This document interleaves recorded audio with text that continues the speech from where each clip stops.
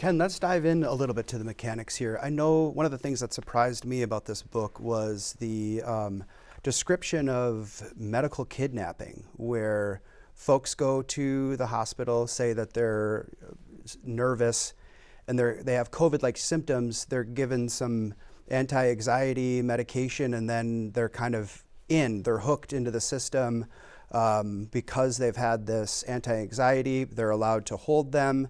Many of these people have, the course of ending up on an intubation, and they ultimately pass. Can you describe the process of medical kidnapping and sort of what happens there?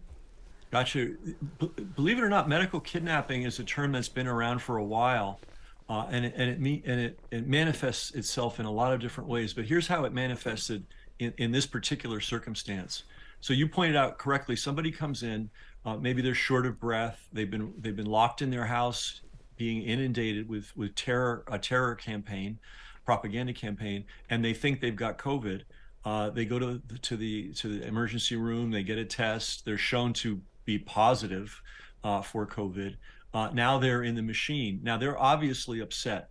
And the first thing some of these people would say to these patients was, "You seem a little upset. Would you like something to help you relax and feel better?" Well, let's say I'm in the hospital. I don't know any better. I am very upset. Here's this kindly person offering me something to feel better. I take it.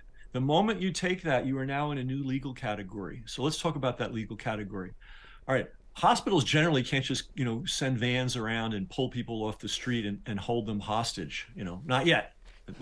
I'm not being facetious. Our New York State governor here has put a law in place that actually enables that. That's a whole nother show. They now want to be able to hold anybody for any length of time for any disease known or not known, diagnosed or not diagnosed, proven or not proven. So this crazy thing that I just mentioned is actually the foundation is being laid for it. But let's go back. Let's go back to COVID. So hospitals are not allowed to just snatch people off the street. They're not allowed to snatch people that come through their doors. They need a legal reason, and potential harm to yourself or others is a legal reason. Once they've conned you into taking a sedative, they can now say this person was agitated and was potentially at risk, so we sedated him or her. And now they supposedly have the law on their side and can say, therefore, we can hold this person indefinitely. So that's how the game begins. So lesson number one for everybody out there, when you're in an ER for any reason, unless you're in absolutely, mind-bending pain, do not take the sedative that they're offering, because that gives them what they believe. I mean, maybe a judge in a court would find differently, but meanwhile, you're stuck in the hospital. So that gives them the legal, quote, right to hold you against your will. Now, remember the other part of this, which is so important, which we must never forget, is that family members, friends, advocates, you name it, were barred and banned from the hospitals.